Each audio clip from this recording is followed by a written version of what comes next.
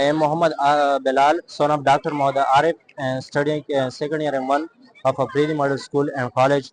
जो प्रोजेक्ट मुझे दिया गया था वो है मेटल डिटेक्टर। मेटल डिटेक्टर हमारे पास एक इलेक्ट्रॉनिक इंस्ट्रूमेंट होता है जो हमारे पास नियर बाय मेटल को आइडेंटिफाई कर देता है कि ये मेटल है या नॉन मेटल को नहीं आइडेंटिफाई करता। दूसरी बात यह है डिस्कवरी। मेटल डिटेक्टर के डिस्कवरी के बारे में कहा जाता है कि मेटल का जो डिस्कवरी और डेवलपमेंट है ये किसी एक साइंटिस्ट का काम नहीं है, इस पर मल्टीपल साइंटिस्ट ने काम किया है, but the most important and famous one was Alexander Graham Bell. इसका टॉप पर नाम आता है क्योंकि इसने इंडक्शन के फेनोमेना में बहुत ज़्यादा काम किया है। फिर इसके कंस्ट्रक्शन में कुछ चीज़ों का होना इंतहाई ज़रूरी है, वो है टू नेल्स विद करो हेड। दूसरा जो हमारे पास होते हैं वो है टू वायर्स, जो हमारे पास बजर के एक पॉजिटिव टर्मिनल और एक जो है ना वो डायरेक्टली वोल्टेज के साथ कनेक्ट किया जाता है। फिर बजर का एक नेगेटिव टर्मिनल रहता है वो स्विच के साथ अटैच किया जाता है, और जो बाकी स्विच का जो दूसरा टर्मिनल रहता है वो डायरेक्टली वोल्टेज के साथ अटैच किया जाता है। बट जो हमारे पास इस मेटल का ढांचा बनाता है वो है वोल्टेज। वोल्टेज का सप्लाई होना इंतहाई ज़रूरी है क्योंकि इसके बाहर हमारे पास फिर डिटेक्शन नहीं होता। फिजिक्स का एक सिंपल उसूल है कि जिस वायर से करंट पास किया जाता है इसके दो फील्ड होते हैं, एक इलेक्ट्रिक फील्ड होता है और दूसरा मैग्नेटिक फील्ड होता है। जब मैग्नेटिक फील्ड प्रोड्यूस होता है, जब हम एक मेटल को इसके करीब ले आते हैं तो ये हमारे पास मैग्नेटाइज कर दिया जाता है इस मेटल को।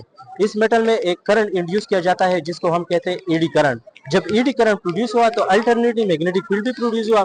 जब हम इसके करीब ले आते हैं तो ये दो फील्ड आपस में ओवरलैप कर देते हैं। जब ओवरलैप कर देते हैं तो हमारे पास सिग्नल जनरेट होते हैं। जब सिग्नल जनरेट होते हैं तो वो सिग्नल जो है ना ये बजर आइडेंटिफाई कर देता है और हमें प्रॉपर साउंड दिया जाता है। तो मैं इसका डेमो दिखा देता हूँ।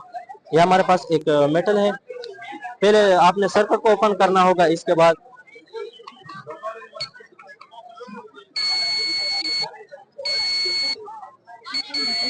इसी तरह हमारे पास एक साउंड प्रोड्यूस करता है। नॉन मेटल को डिटेक्ट नहीं करता। क्यों नहीं करता? क्योंकि वो मैग्नेटाइज नहीं होता, ईडी करंट प्रोड्यूस नहीं होता, फ्री इलेक्ट्रॉन नहीं होते। ये इसका मेन रीजन है। आते हैं इसके लिमिटेशन के बारे में। ये इसके लिमिटेशन जो नुमाया है वो एक है, ये हमारे पास नेचर ऑफ या टाइप ऑफ मेटल को नहीं बताते कि वेदर इट इज गोल्ड और आयरन, यानी ये आयरन है या हमारे पास सोना है, इसका टाइप नहीं बताता। ये सिर्फ बताता है कि ये मेटल है, लेकिन इस तरह नहीं बताता कि ये गोल्ड है या आयरन है। इसके लिए फिर सर्चिंग कोयल होता है, सेंट्रल कोयल होता है, इसमें थोड़ा मॉडिफिकेशन करना होगा। इसके नंबर ऑफ टर्न जितने ज्यादा होंगे इतना सिग्नल का स्ट्रेंथ ज्यादा होगा। इसके बाद इसमें हम एक एचडी स्क्रीन भी लगाए जाते हैं, जितना जमीन के अंदर जितना भी ब्यूरेड आइटम्स होते हैं, मेटल होते हैं, उसका हमारे पास एचडी स्क्रीन भी इस मेटल में डिटेक्टर में शो किया जाएगा कि ये इतनी मीटर पर है, ये इतने अमाउंट पर है, वो सब कुछ हमारे पास बताएगा। अमाउंट हमारे पास स्ट्रेंथ ऑफ सिग्नल के जरिए हम इसका अमाउंट भी आइडेंटिफाई कर सकते हैं। इसके बाद हम आते हैं इसकी एप्लीकेशन के बारे में। एप्लीकेशन ये है कि हम इसको एयरफोर्स में, सबसे पहले हम एयरफोर्स में यूज करते हैं। जो सिक्योरिटी चेकअप्स होते हैं इसके लिए हम यूज करते थे। दूसरा है कि इसके जरिए हम मेटल को आइडेंटिफाई कर सकते हैं, यानी डिटेक्ट करते हैं कि ये मेटल है या नॉन मेटल है। इसके बाद हम जो मोस्ट इम्पोर्टेंट यूज है इसका है मिलिट्री पर्पजेस के लिए यूज करते हैं। आपने देखा होगा कि जब मिलिट्री किसी रास्ते से गुजरते हैं उसके साथ एक डिटेक्टर होता है और वो जमीन पर घूमते फिरते हैं, और फिर जब हॉर्न बजाते हैं तो कहते हैं कि यहाँ पर एक्सप्लोज है, बॉम्ब्स है। इसको आइडेंटिफाई करने के लिए ये मेटल डिटेक्टर को यूज कर दिया जाता है।